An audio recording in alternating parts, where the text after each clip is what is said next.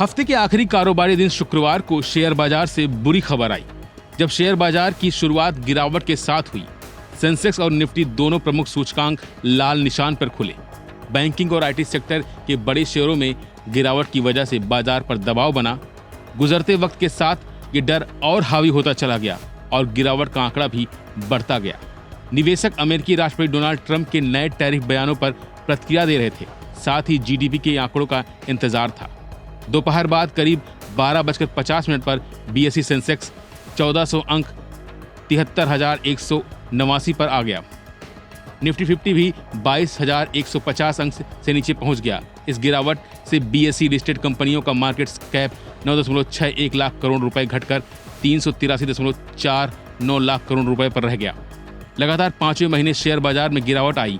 1996 के बाद यह पहला मौका है जब लगातार 5 महीने शेयर मार्केट में गिरावट दर्ज की गई।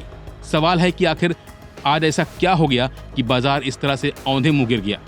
दरअसल मार्केट के गिरने के कई कारण हो सकते हैं, लेकिन उनमें से कुछ प्रमुख कारण हैं, जिसमें पहला कारण है डोनाल्ड ट्रंप की टैरिफ से सहमा बाजार। जी हां, अमेरिका के राष्ट्रपति डोनाल्ड ट्रंप ने मैक्सिको, कनाडा और चीन पर नए टैरिफ लगाने की घोषणा की है।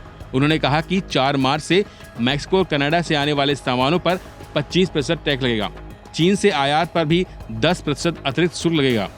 साथ ही यूरोपीय संघ पर भी 25% टैरिफ लगाने की धमकी दी गई है, जिसके बाजार में बिकवाली तेज हो गई।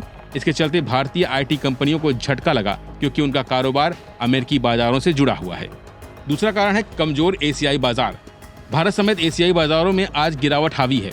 हांगकांग के शेयर बाजार में गिरावट आई है, क्योंकि ट्रंप ने चीनी आयात पर नए टैरिफ की घोषणा की है और इसके बाद निवेशकों के टेक शेयरों में मुनाफा वसूली की।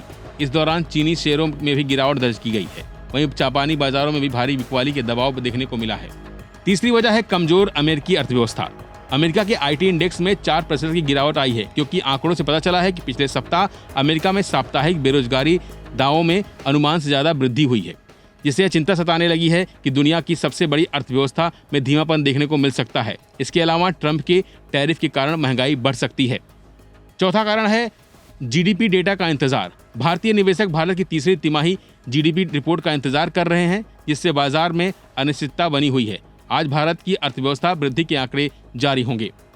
इसके साथ ही पांचवा कारण है आईटी सेक्टर में भारी गिरावट।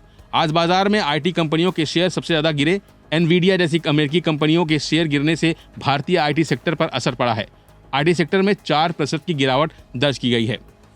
वैसे बाजार में गिरावट हमेशा डराने वाली होती है, लेकिन यह अस्थायी नहीं होती है, इसलिए निवेशकों को घबराने की जरूरत नहीं है। लॉन्ग टर्म निवेशक के लिए यह खरीदारी का मौका है। एक्सपर्ट की सलाह लें और घबराने की जरूरत नहीं है। आप जल्दबाजी में न शेयर खरीदें और न ही शेयर बेचें। इसके साथ ही मजबूत कंपनियों में लंबी अवधि के लिए निवेश जारी रखें और बाजार स्थिर होने का इंतजार करें। फिलहाल के लिए बस इतना ही। बाकी अपडेट के लिए बने रहिए वन इंडिया हिंदी के साथ।